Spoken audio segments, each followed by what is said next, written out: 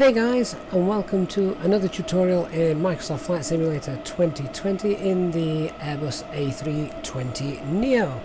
Today we're going to be looking at performing an ILS approach, and this is a tutorial video that lots of people have asked me for, so what I'm going to try and do is keep this as simple as possible and hopefully get you confident in flying a straightforward, simple ILS approach. So we've taken off from Newcastle Airport. If I zoom in here on the map, you can see that Echo Golf November Tango.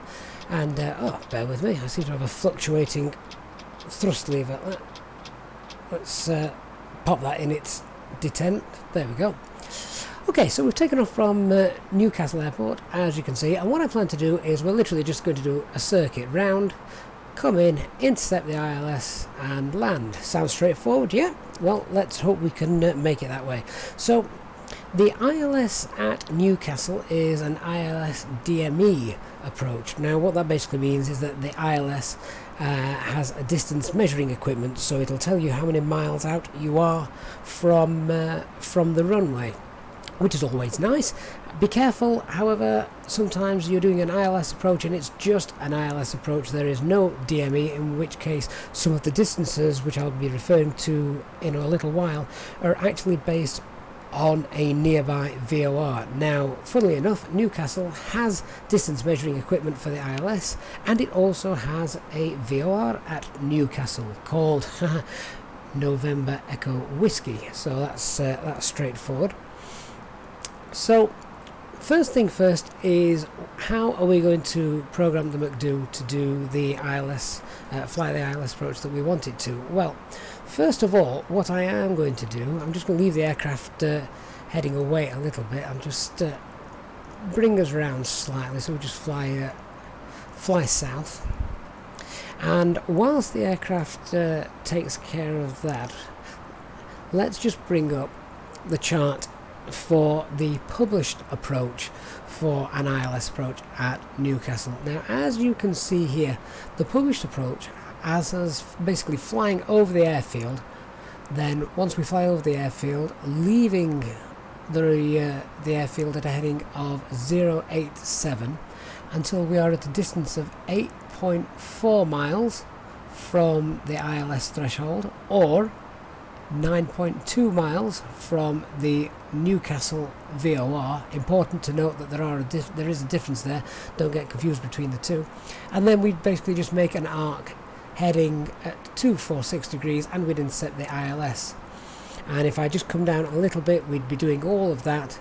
As you can see just here, we'd be so this is where we'd overfly the airport, be at 2,000 feet, and then that's where you turn around and intercept the ILS, looking then to intercept the glide slope as well at a distance of 5.4 miles or 6.2 miles from the Newcastle VOR. So hopefully that all makes sense, but this is what they call the full published approach. In reality, airports have air traffic control, and so flying a full published approach is rather unusual.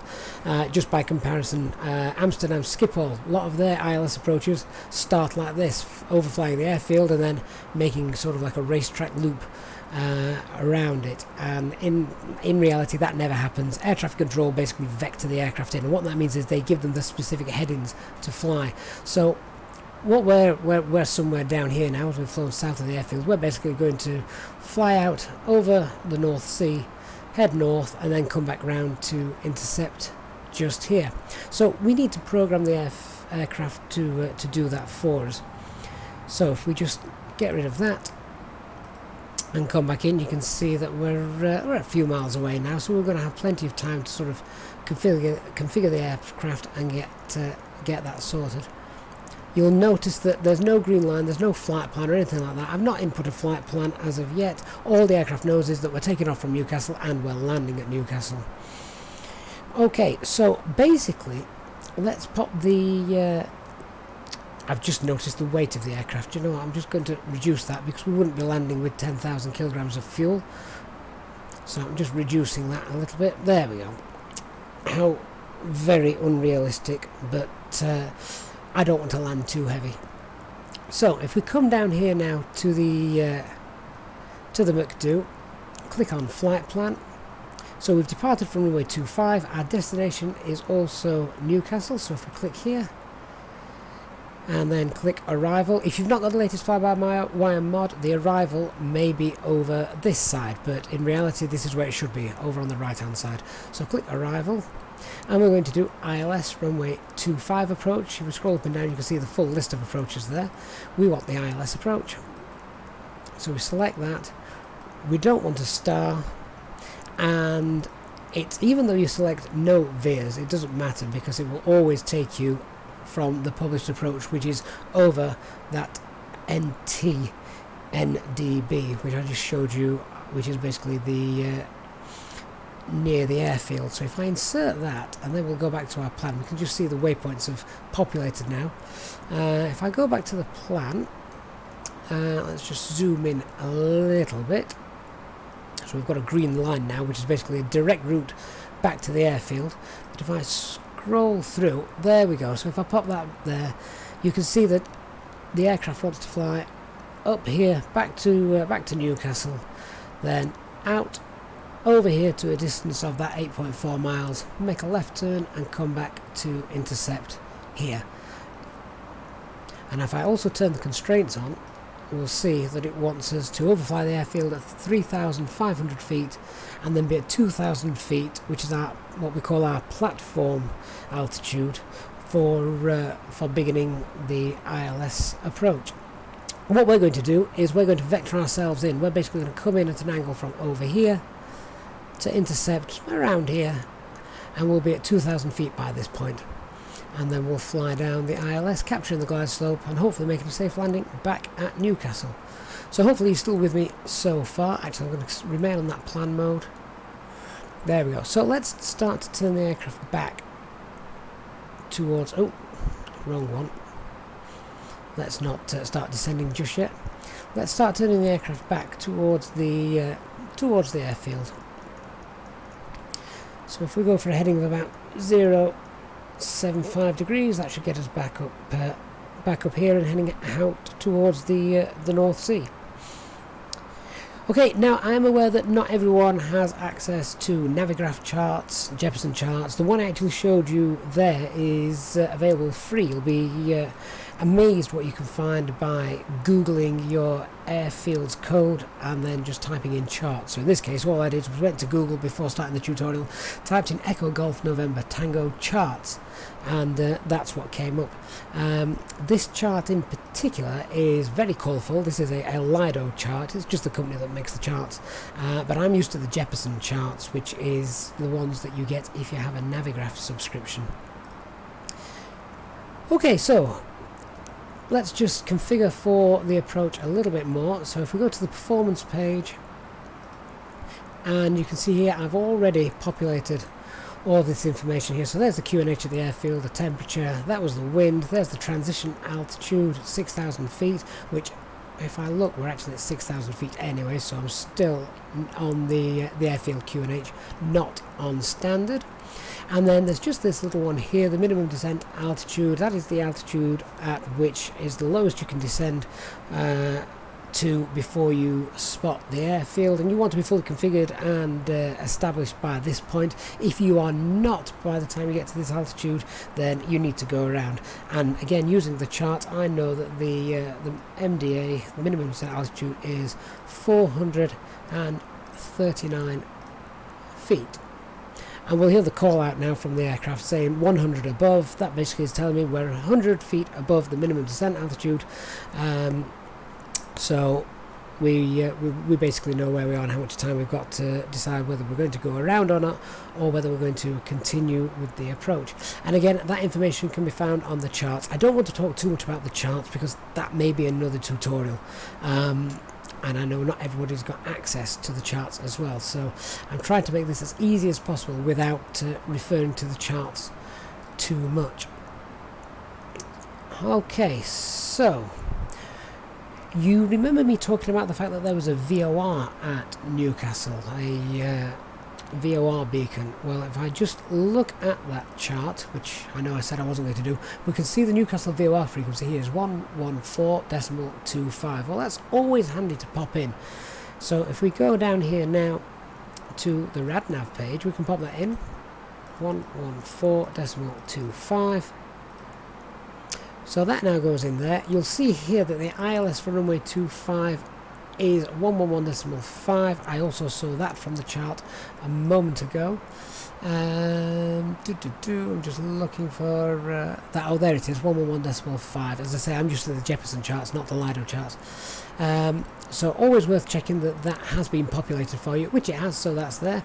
So we've now got the Newcastle VOR frequency as well. And in order to get that displayed, what we can do is if we flick this little dial here, display the VOR information, you can see here we've now got a distance showing down here at 31.8 miles. So we're still heading slightly away from the airfield. But at 31 miles, that's, or 32 miles now, we can now start to turn back towards Newcastle. So we'll just head straight north for now.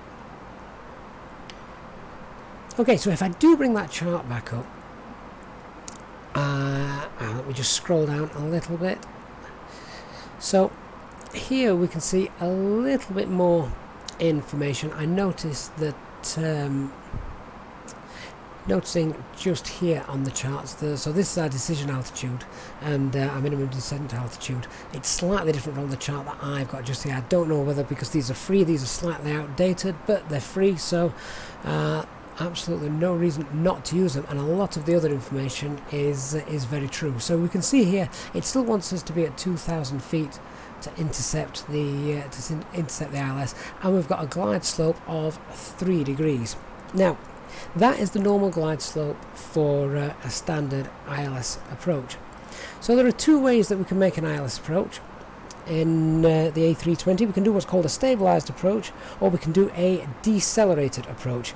Very quickly, a stabilized approach means that you configure early, so you've got the flaps out, you've slowed down, you're almost at your final approach speed, the gear's down, and then we capture the ILS and you basically just descend fully configured all the way down the ILS to the runway. The decelerated approach, basically we start the ILS approach with a flaps 1 setting, maybe about 180 knots, and then we configure the aircraft as we go down. This is actually the norm and what pilots tend to do. It's what airlines prefer because it's more efficient, less fuel burn, and it's also quieter as well, so it's nice for the residents nearby the airport. So I'm just going to zoom in a little bit more so you can just see what we're doing here. So we're heading up north, and yeah, so we're going to turn to intercept this, what Microsoft Flight Simulator is calling CI-25. So that's sort of like the extended runway centre line of the ILS, if you can just visualise that coming out here. Okay, so what you can do is we can either do that on our own, and we will now start the descent down to 2,000 feet. We don't need to descend too rapidly, we're only at 6,000 feet, so I'm going to do a selected descent rate of about 1,000 feet per minute.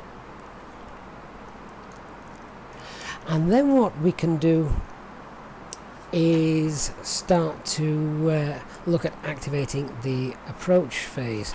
Now, as I said, it's worth noting that a normal 3-degree angle that I talked about a moment ago gives us a descent rate of usually about 700 feet per minute, all the way down to the runway. So what we're going to do now is we are going to activate our approach phase, and we can do that just by selecting Performance, activate the approach phase, click it twice.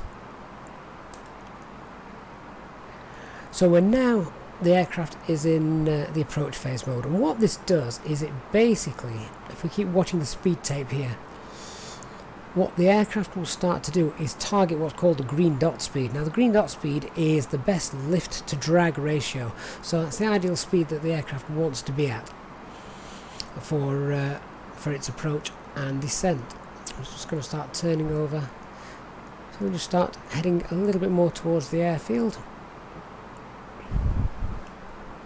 So our thrust is already at idle, And you notice that the speed isn't dropping down too much just because we're on our descent. If you want to give the aircraft a little helping hand slowing down, we just extend the speed brakes a little bit. And with the new fly-by-wire mod, you really can hear that. Hear the wind bustling over them.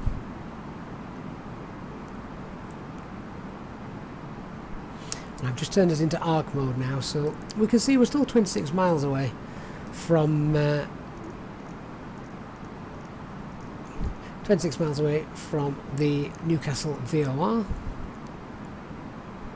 And there's the green dot just coming on the speed tape here. So that's the speed that the aircraft is looking to get us down to. We've just given it a bit of a helping hand using the spoilers. We can slow our descent rate actually because we're still quite far out.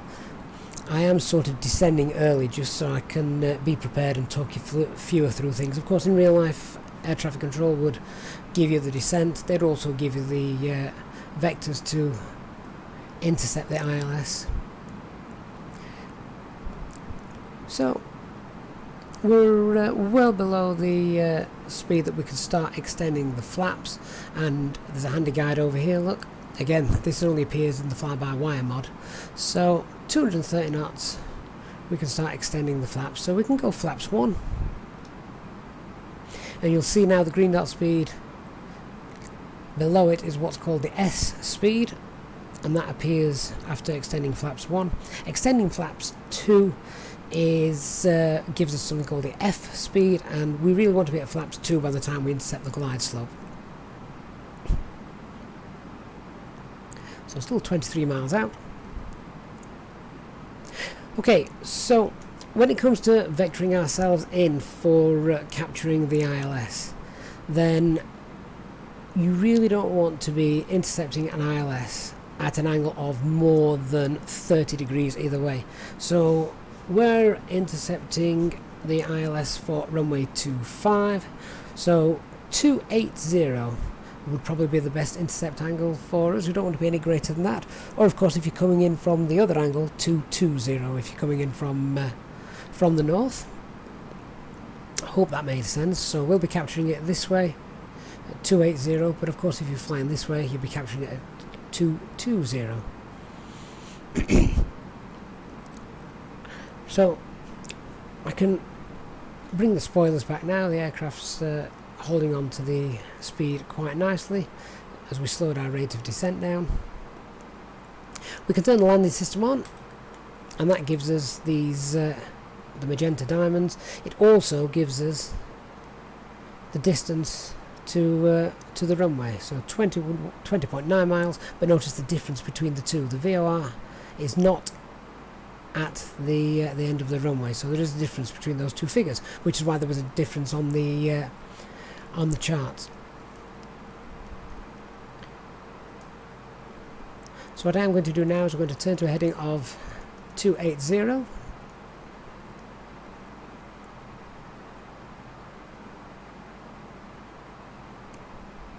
There we go. Now, a lot of ILS approaches actually don't have us going down to such a low platform altitude. The platform altitude for this is 2,000 feet. That's the altitude it wants us to be at when we capture the localizer and the ILS. Normally it's about 3,000 feet. So what I'd normally like to do is be at flaps 2 to capture the glide slope. However, that's not going to give us too much time to slow down and fully configure. So we may do that a little bit early this time. Okay, so what I am going to do now is I'm going to turn on the localizer capture mode. If we just watch over here, we go from heading to localizer start, which means that we're now already starting to capture the localizer. Had I done it a few moments earlier, that would have gone blue, and then it turns green once it's activated and active. So you can see now the magenta diamond is coming across the center here. And we're still 18 miles out, so we've actually got quite a fair way to go. If I now select the ILS mode, you can see it's just bringing us nicely aligned. So what's the difference between localizer and the approach button? Well, I could have turned the approach mode on. I just didn't, just to show you the difference. Basically, the localizer, if you turn this on, this will only capture the localizer, which is left and right, your lateral navigation either side of the ILS beam. In order to capture the glide slope as well, sort of the vertical profile up and down, then we will need the approach mode. And at 2,000 feet, if you remember, if we can quickly nip back to the chart, at 2,000 feet, this is our little point just here. At 5.4 miles, that is where the glide slope will become active and we will capture it. Which, as I say, normally we've got a platform altitude not of 2,000 but of about 3,000 feet, so we've got a bit more time before we hit the glide slope and intercept it. So normally I'd be flaps 2 for capturing the glide slope, but I'm going to configure a little bit early just because of how low the platform altitude is for this approach. So we're still 15 miles out, flaps 1. And we can basically maintain this.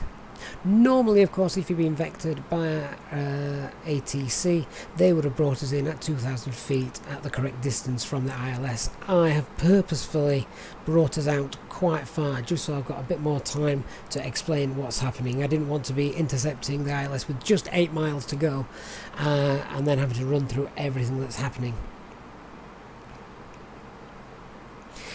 If you're wanting a sort of reference of speeds, then realistically you can be about 15 miles out. You can still be doing about 250 knots, 13 miles out about 230 knots, and 6 miles out we want to be fully configured and approaching our final approach speed, which you can actually find computed down here if we have a look down here.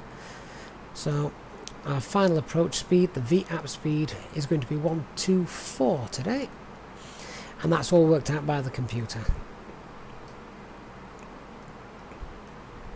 So we're basically now just keeping an eye on the distance. So we're 12.2 miles out. We can start to configure it a little bit, so we can arm the spoilers, ding the cabin.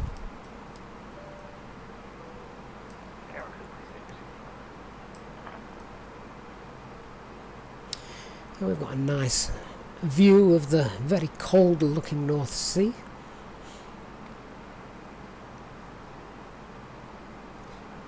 It is worth noting as well, in reference to speeds, that air traffic control sometimes will give you speed restrictions, so they may say you need to maintain a certain speed up until 4 miles from touchdown, that sort of thing. There of course are also restrictions and constraints that are on the charts if you've got access to them, but definitely worth having a look for some free ones knocking about on Google. Okay, so we're 10 miles out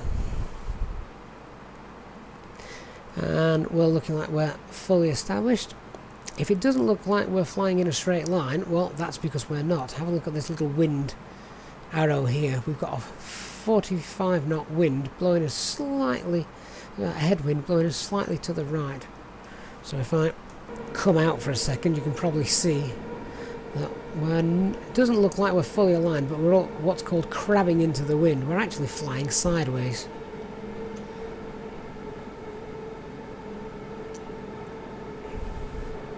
So we're using real live weather as well for this tutorial. Okay, so 8 miles, what I'm going to do now is I'm going to start slowing the aircraft down a little bit more as we get ready to intercept that glide slope. So flaps 2, and we're now going to target the F speed, which as you can see is down here. And the moment you put flaps 2 out, that's when you really do start to add some drag to the aircraft as more of the flaps and slats come out. You can see that slowing quite nicely. So what I'm going to do now is I'm going to activate the approach mode, and if we just watch here, we've got a green alt there, as that's the mode that we're in at the moment. If I select that, suddenly in blue we've got the glide slope. So blue just means that that's armed and waiting to be captured. And if you can see now, the glide slope is active, the magenta diamonds are starting to move down.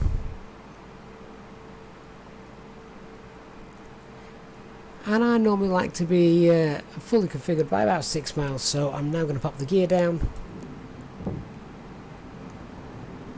And flaps 3.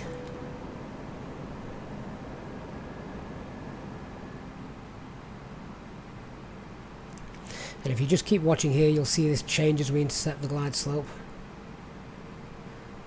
At a distance of 5.4 miles according to the chart. There we go, that's just changed into glide slope mode. So we're now following the glide slope, and we should take that all the way down to the runway. It's worth pointing out as well that Newcastle does not have a Cat 3 runway or Cat 2 runway, which basically means you can't do an auto land here. In fact, you can't do an auto land in Microsoft Flight Simulator at the time this video is produced, because it doesn't work. Check out my other video for a comic ending to that experiment. Okay, so let's get fully configured now. Flaps flaps full rather, and we're now targeting our VAP speed, our final approach speed, which is shown just here.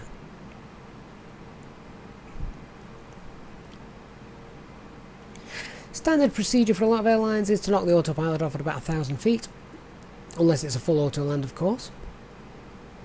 You may find that as well sometimes if it's very, very windy, then pilots will knock the autopilot off a lot sooner, just because they keep getting warnings if they've got good strong crosswinds and things like that, so it's easy to fly those manually.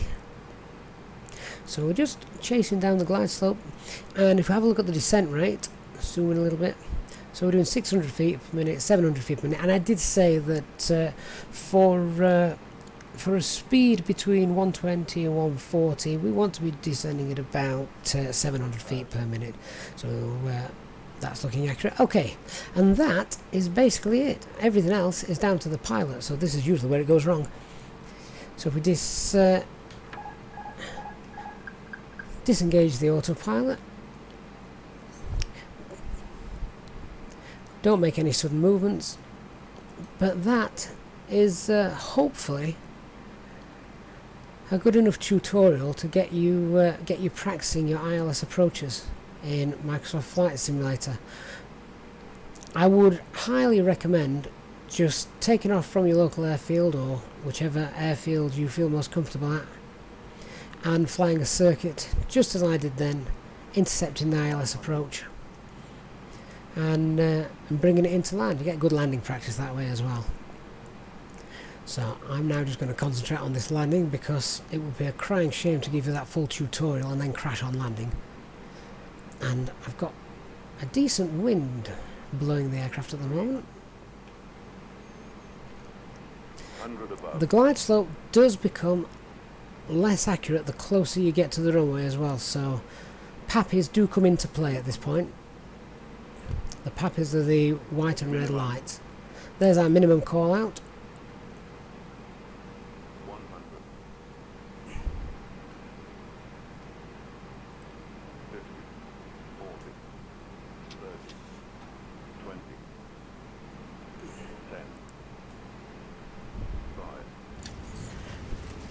And certainly not the greatest landing in the world, but if you do want a landing tutorial, there is one which explains things a lot better than that particular touchdown. Okay, so there we go. There's an ILS tutorial for the A320 in Microsoft Flight Simulator. Hope you found that useful. If you have any questions, please do leave them in the comments below. I'll try and pop a link up to that chart as well in the video description, so you can grab hold of that. As I say, any questions, leave them in the comments, and hopefully with a few practices you'll be able to intercept and fly the perfect ILS procedure. Thank you very much for watching. Please subscribe to the channel for notifications on live streams that we do, and new tutorial content. Always glad to receive recommendations for new tutorials and anything else you want to know, so feel free to leave those in the comments as well. So until next time, thanks for watching and goodbye.